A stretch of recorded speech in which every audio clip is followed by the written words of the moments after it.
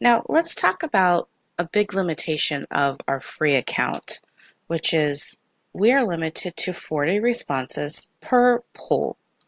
That means that I can only have 40 responses for my favorite color assessment and 40 responses for my month questions poll. So let's say that I've hit my 40 responses. What do I do? Well, all we're simply going to do is clear the responses. We are going to delete the data that has been collected so that we can continue to use this poll for future use. Now, if you have exported the results of this poll, deleting the data from polleverywhere.com shouldn't be an issue because we do have that information saved in an Excel file.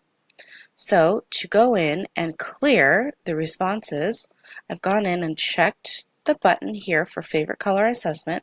Now by checking this button, it selects all of the other boxes that correspond with our favorite color assessment.